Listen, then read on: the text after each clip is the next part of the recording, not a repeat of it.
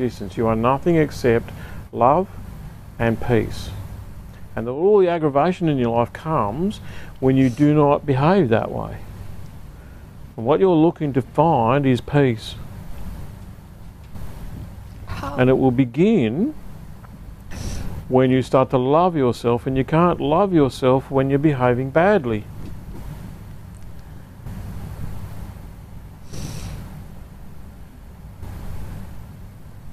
Therefore, this is going to start with your behaviour.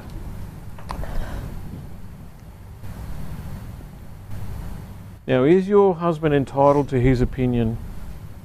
Yes. Okay. Why can't you just let him have it? The opinion, that is. I don't mean let him have it.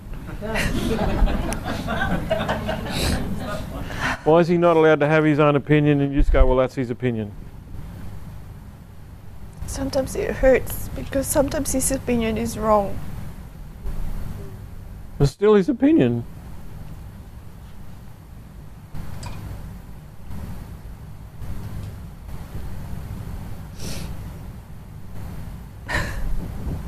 So sometimes his opinion is wrong. Is yours always right? No. Oh.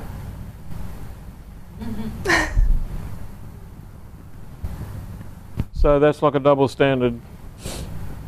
You're allowed to be wrong, but he's not.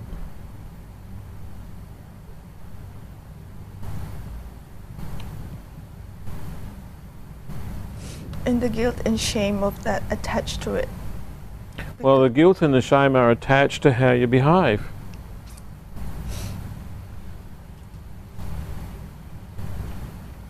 Do you have a faith at all? Have you belong to any religion? Yes. What do you? Church of Christ, Christian. Church of Christian. Yes. Okay. What did Jesus say when they stuck him up on a cross? Forgive all those people. Give me the whole line. Because they don't know what they're doing. Now, is he meant to be an example to you? Yes. Was Jesus in pain when they nailed him to the cross? Yes. Extreme pain. Yes. And he said, Father, why you forgotten me? forgive them Forgive them. who are causing me pain, Yes. for they know not what they are doing.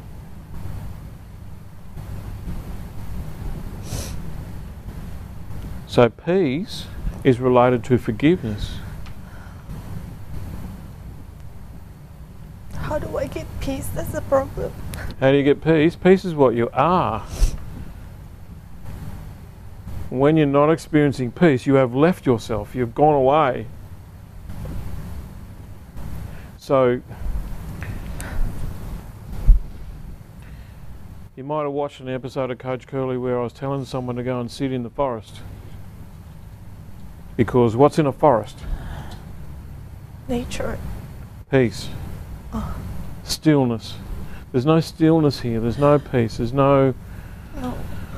settled. There's just aggravation. And in your pain, you're lashing out at others. So, would it make sense if I said to you, I have a dog that loves me? You understand when a dog loves someone? Yeah. It's unconditional. Yeah. Can I go out and kick the dog and the dog still loves me? Yes? Yes. Can't do that all the time. Yeah. If you kick it every day, it learns pretty quickly. Yeah. Can I forget to feed the dog and it still loves me? Yes. You know what the dog thinks? Well, I don't know if they think. But what's going on for the dog is I go out there and I kick the dog, and the dog looks at me and says to itself, he must have a bad day today. The dog doesn't go, I've done something wrong. I'm an evil creature. I deserve to be punished. None of that happens. The dog understands that the person behaving badly is the person behaving badly. And the dog forgives. So far so good? Yes. And what if I go down there, because it's downstairs at my house, what if I go down there and the dog's got a broken leg, and I pick the dog up to take it to the vet? What happens when I pick the dog up? What's the dog going to do? Remember, it's got a broken leg. Limping. No, it's not limping, it's lying on the ground. Its leg's broken, the bone's sticking out. If I pick the dog up, what will happen? Dog is lying down to your hands. The dog will bite me. Mm. Now, why will the dog bite me? This is a dog that loves me. But on this occasion, the dog bites me. Why does the dog bite me? It's a pain. Because it's in pain. Yeah. And I've increased the pain. Yeah. But was I trying to help? Yeah. Yes.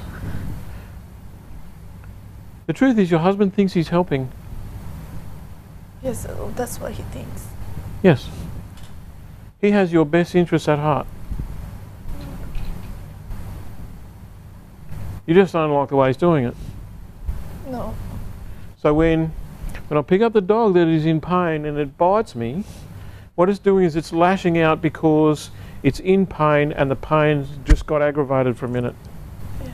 Now, my dog will bite me and then it'll lick me and it'll try and apologise for biting me. Does that make sense? Yes, it does. Well, that's a beautiful demonstration of how we need to be. When you hurt someone, your first action should be to try and repair the hurt. Yeah. Not start a fight that's big enough to end the relationship. If you want to end the relationship, just stop it. Just say it's over. Don't do it through that's a coward's method. Start a fight and blame them. If you're going to get out of this, if you have to get out of this relationship, and I don't know, but if you have to get out of this relationship, how you get out is more important than when. Because you have to get out with honour and with dignity. And that means not treating people badly. Now I think that's someplace off in the distance. Right now, you've got to make peace with yourself, and making peace with yourself means starting to behave in a way that you can respect and admire. There's no other judge of your actions. But every single one of us, if we acted according to our values, then you're entitled to be the judge. You don't need to be judgmental. We're too judgmental about our actions. But right now, the pathway forward, and there are many steps for you.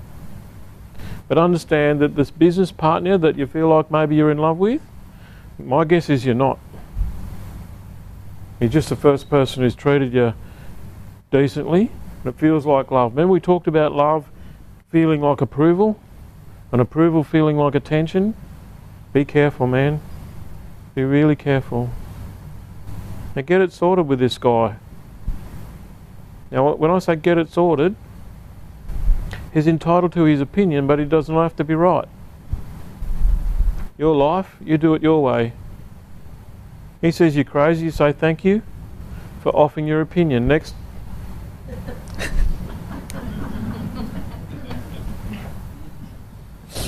Because you got Buckley's and me doing that, pal. But thanks for telling me. Yeah. And sooner or later, when you prove to him that you are listening, thank you for telling me that for the 432nd time. I believe I understand what you're getting at now.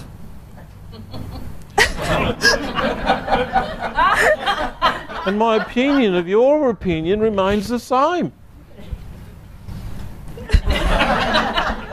It's my business. I can't do that in front of the kids. Right. But you can start a knockdown, drag out, ugly, horrible fight. Okay.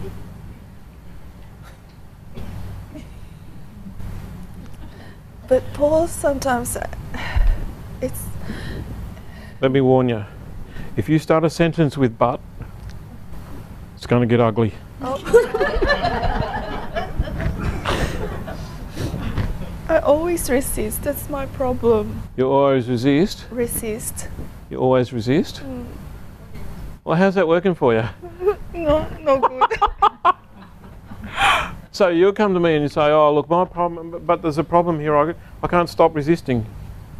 But it hurts me and it's ruining my life and I can't stop doing it. Is that what you're saying? No. Yes, it is. Can I have a book? Yours would be perfect, Matt. Thank you. This is what you're doing.